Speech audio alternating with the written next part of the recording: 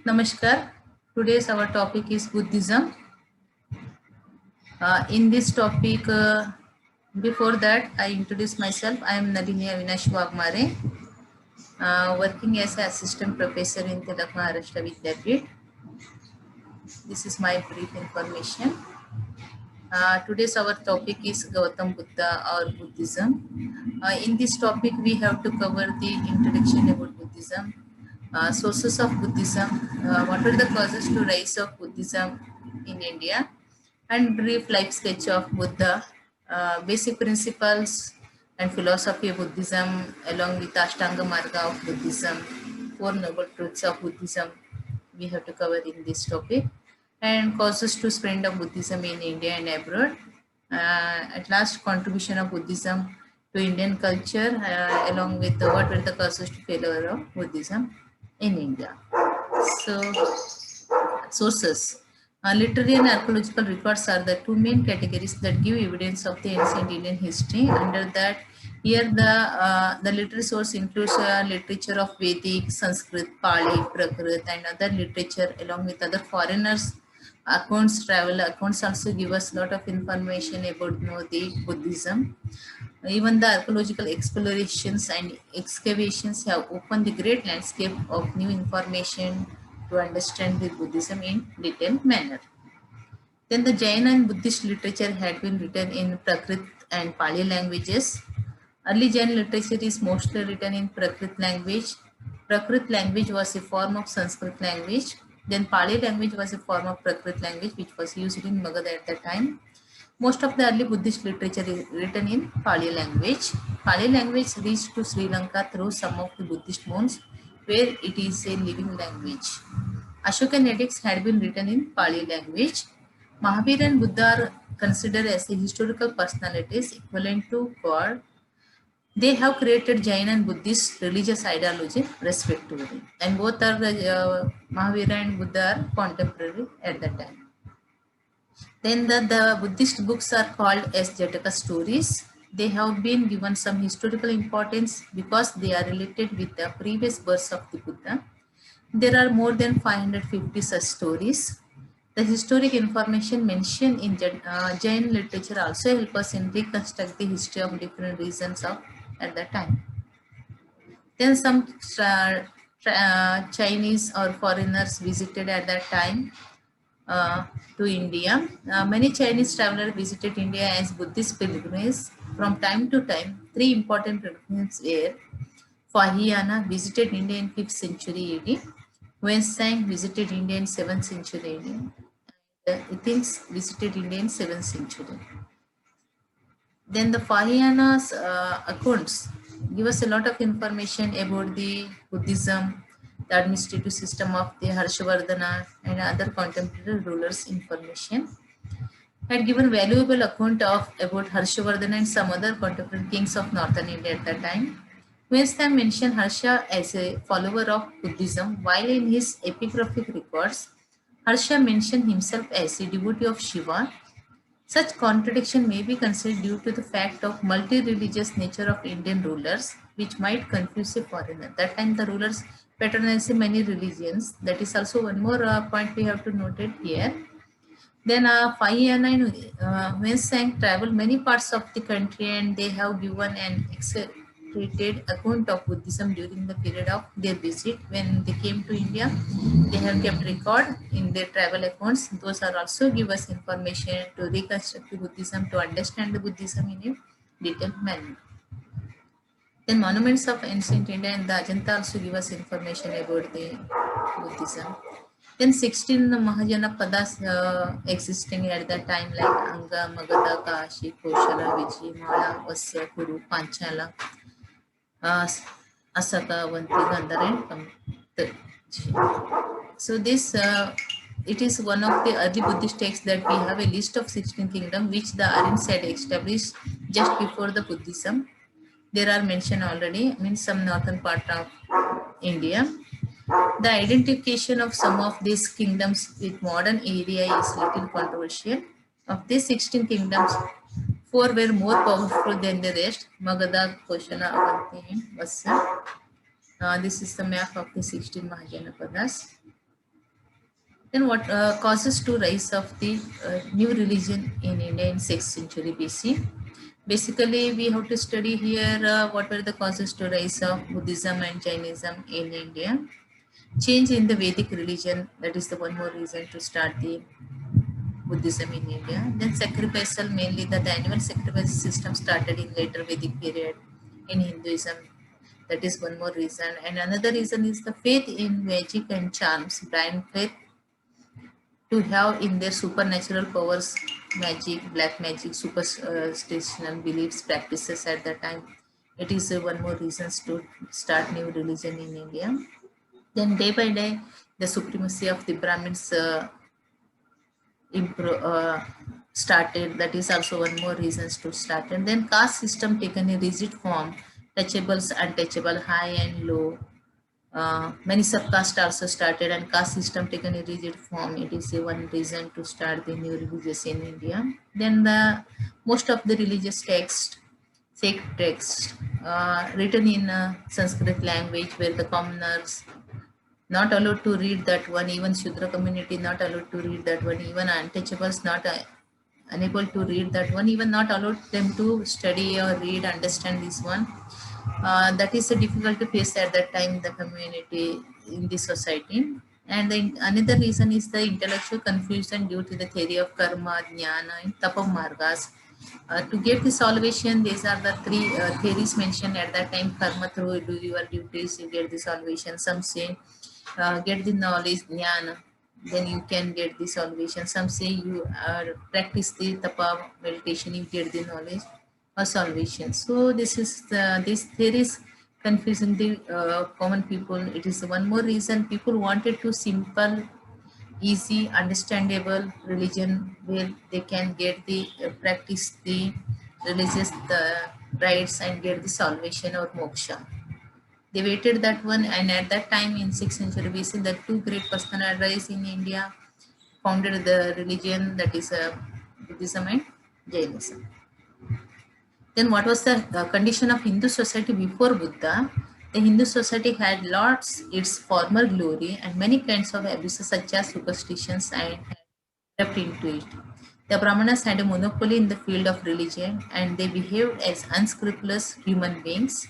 The sacrifice depended upon the dakshina or the money paid to the officiating priest and their servants. Means dakshina system day by day increase, that one which not liked by the common people or poor people at that time. Then the Hindu society was suffering from evils of the caste system, which condemned the inner craving of the people. The Kshatriyas and Vaishyas also detested the supremacy of the Brahmanas. The newly developed features of the social and economic life of the people did not fit in the Vedic ritualism and animal sacrifices. Then socio-religious conditions of at the time when we are studying, if we glance at the historical development of religions of the world, we see that the East system of thought develops in accordance with the specific needs of the day and reflects the tendencies of the time. Buddhism is no exception to this. At the time when Buddha was born, the religious atmosphere of the country was not very conducive to human progress. Then briefly, we take a review of the Gautam Buddha's life. Siddhartha or Buddha was the founder of Buddhism. He is also called enlightened one, Tatgatha, one who attained the truth and sage of the Sakyas. Born in the son of a Raja of the Saka tribe, ruling at Kapilavastu, he brought up in a very great luxurious life and he was married at the age of 16. His wife name was Yashodhara. At the age of 29, a son was born to him. He was given the name to that son as a Rahula. Siddhartha felt that a bond was born to him. Turning point in everyone's life, the same thing happened in Gautam Buddha, who was a rich royal family. He was born. At that time, his father also given a very luxurious things to him. But turning point taken in his life, one day, one evening, his chariot Channa drove the prince in the city and he came across an old man, a sick man, purpose, and a fourth one is medicate, which he find that renouncing his princely life, he went in search of truth. He find that this all one day he became a sick, one day he became an old man, one day he became a dead body, and these three things he find while traveling with Chana, and he felt that this suffering is in the life, and the mendicant, the sannyasi, the sage he find, and he is very happy. Day night he was thinking that one, and he left the luxurious life in search of the truth. What is the truth? Why we are? I have taken this birth. What is death? What is life? What is this everything? So, for searching the truth, he left his luxurious life on the 49th day of his continuous meditation under a people tree at Gaya. He got enlightenment. Henceforth, he was called the Buddha, enlightened one. After practicing, so 40 night. Then the first, after getting the enlightened Buddha, he given first sermon at Saranatha near Banaras. This was called as a Dharma Chakra Pravartana, turning of the wheel of law. Buddha traveled in various parts of the country. He died at the age of 80 at Kushinagar in Aum. So this is the only actually detailed information is there, but I have uh, briefly explained here. Then Saranatha place. Then which were the noble truth Buddha taught to his people, his subjects? Buddha's favorite sutra was the Four Noble Truths, which emphasizes the fact that the life was full of pain, which would be removed only by the removal of all desires. Worldly existence is full of misery, dukkha, because of this world is full of misery. The thirst, desire, ignorance, attachment, etc. are the cause of worldly existence. Why we became very dukkha, very miserable, very sorrow? Because of we desire more things. The worldly existence can be ended by the destruction of our thirst, etc. We need to control ourselves. That in order to do this, one must know the right path. To control these all things, one has to follow the eight fold path which Buddha mentioned in his preachings. Then that path called as a Ashtanga Marga, even that called as a Buddha's noble eightfold truths, considered as the path that leads to nirvana, means salvation, which were those eightfold paths. One is right view, right thought, right effort, right speech, right action, right livelihood, right mindness, and right concentration. You can adopt this all eight path in your life. You easily get the solution. Means in your view must be right one, your thought must be good, your effort must be correct one, your speech must be pure, your action must be well, your livelihood on in a right way, your mind and concentration, everything must be in a good, then you easily get the solution. Then most of the Buddhist literature preachings written in Pali language. Pali Buddha preached his message speaking the common language of the people at the time. Pali best known the language of the many of earliest extant Buddhist scripts or texts are written. It was a common language of culture during the time of the Buddha and very obviously was used by Buddha to spread his religious preachings. The purpose behind using this language was that the complex religious texts should be easily comprehended by the common man. Common man can understand whatever he thoughts, his principles easily understand and they get the salvation. Buddha used Pali which was easily understood and was used to basically steer people away from the path of sin, willful violence and moral degradation. The spread of Buddhism. What were the causes to spread of Buddhism in India and abroad? Buddha has been carried out by the network of institutions which developed in the wake of the philosophies. In the case of Buddhist philosophy, the viharas, the monastery carried out this task to spread Buddhism in every parts of the India and world. The another reason spread of Buddhism is the network of institutions manned by the monks was greatly aided by the royal patronage of the Ashoka, patronized this Buddhism, and even Kanishka also patronized this Buddhism. That's why Buddhism spread in other parts of the world. Then initial push received by Buddhism enabled it to travel to the various lands outside India. They accompanied by the relatives of the royal family. This went a long way in spreading far and wide the message of Buddhism. Then other reasons is the simple personality of Gautam Buddha. Simple, pure, good character personalities of Gautam Buddha is the main reason to spread Buddhism in India and abroad. Then another reason is the defects of Hinduism. The Hinduism, what we studied, the causes of rise with Buddhism, that rigid caste system, sacrifice system, superstition, magic, which are taken the shape at the time. It's one more reason the people adopted Buddhism, and it's a cause to spread Buddhism and simple teachings of Buddhism. You follow the Eightfold Path, you follow the Ashtanga Marga, then you get the salvation. So these are the simple principle taught the Buddha. That is also adopted most of the people, and Buddhism accepts popular language like the Pali, the common people language, and people easily understand the Buddhist philosophy and principles, and that's the reason they adopted this religion. Then Buddhism was not economical one. Easily you say Buddham Sharanam Gacchami, Sangam Sharanam Gacchami, Buddham Sharanam Gacchami, Sangam Sharanam Gacchami, Dharmam Sharanam Gacchami. Like this, you pronounce this one, and there is no economic required for it. Even the it path you adopt in your life, and there is no need of money or mediator and other things. It is the reason this became a popular one. Then the Buddhism was based on the principle of social equality, where untouchables, women's, other caste people also adopted that one, and it opened its doors to one and all. That is one more reason. And Buddhism, social equality, social justice, fine. That is what the people adopted Buddhism. Then the Sangha, where the Buddhism Sanghas enter to all caste, community, creed, and sex people without discrimination among the people. That is one more reason. And many scholars take an effort, and preachers, scholars return Buddhism and spread the other parts of the world. Even royal patronage to this Buddhism, like Ashoka, Kanishka, other rulers. That is the cause to spread Buddhism. Then Buddha in Kanishka period like this.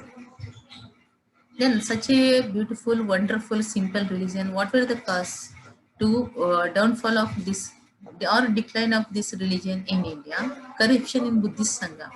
In the earlier Buddhist Sangha, there was no corruption, but later time, the Buddhist Sangha, men, women are entered there instead of spending life as a monk and nun. Now they are married, and other corruption took place. Is one reason the Buddhism declined.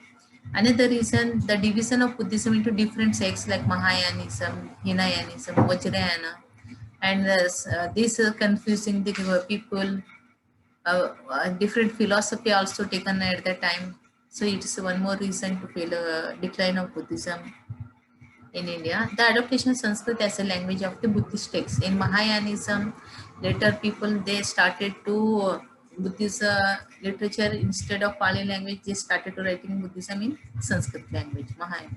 So it is a reason again people think that why we adopt this one. It's a reason decline.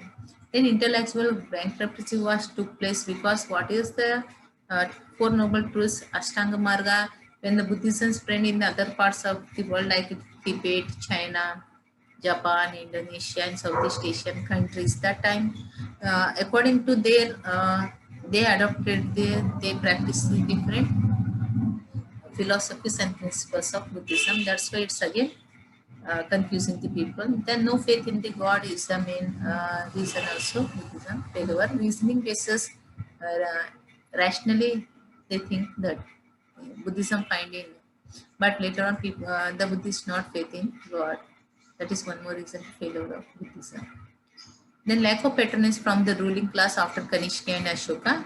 Then the revival of Hinduism and its tolerant spirit to absorb varied ideas. Later on, the revival movement started in Hinduism. The Gupta rulers as well as the Bhakti movement started. It's one more reason to decline of Buddhism. Then the foreign invasion of Hunas, they attack on India and capture the and destroy the caves, capture the monks, punish them. It's one more reason to failure of the Buddhism in India. Another, the Bhakti movement leaders like Shankaracharya, Ramanujarya, Madhvacharya propagate the Vaishnavism, Hinduism more and more. It's one more reason to revival of Hinduism is one cause to decline of Buddhism in India. Then the Muslim invasion from 11th century involved the destruction of monasteries in northern and Central Asia is the one more reason to decline of Buddhism. Then what's the contribution of Buddhism to Indian culture and literature? It gave to Indian people a simple, economic and popular religion. Then religious procession and festival probably were started first by the Buddhists in India. Then another contribution in monastic system or the organization religious devotees in disciplined communities or order was another contribution of Buddhism or Sangha. Women also equal with men. Found, the gender equality found first in Buddhism. Then Buddhism in the world, this map shows.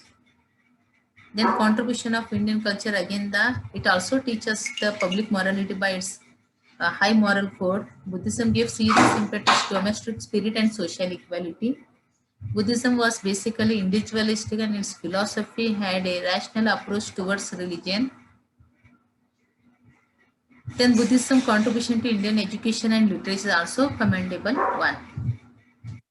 And another thing is another contribution of Buddhism to India is the Sanghas became the center of learning, established universities and libraries, and attracted teachers, students, and scholars like this Takshashila, Nalanda, Vikramshila universities were established in India, and most of the foreigners, uh, scholars, research scholars visited India and they get the Buddhist knowledge, education at the time in these famous universities like Takshashila, Nalanda, and Vikramshila.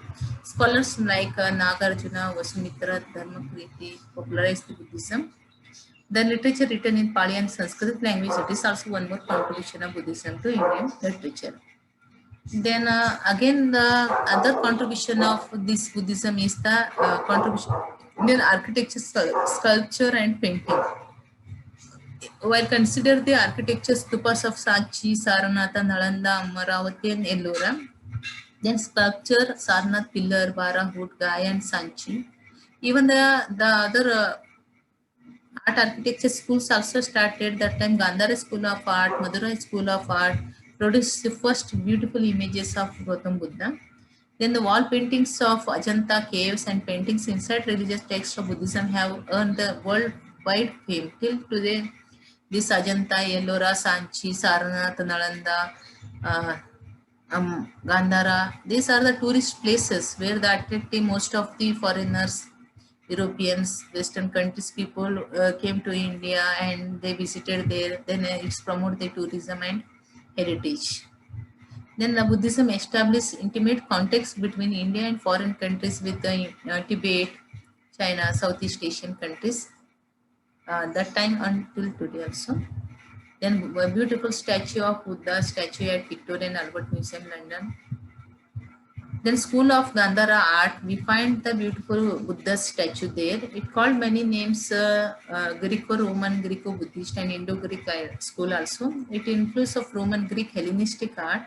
It patronized this art were Sakas and Kushanas. The Gandhara art was primarily Buddhism and its creators were mostly given importance to Buddha statues. The art pieces of Gandhara school have been found at Bhimaran, Hastanagar, Skandheri and Takshashila. The school of Gandhara art. Then while studying the Buddhism, we have to also find some similarities between the Buddhism and Jainism. Both stood as revolts against the prevalent Brahminical religion. Both were started by members of the Kshatriya tribe. Both did not attack the caste system. They were opposed to it and therefore drew large converts from the lower strata of the society. Both emphasize non-violence and moral life. That is the important thing. Then both encourage the idea of giving up the world and urge to lead a life of ascetic.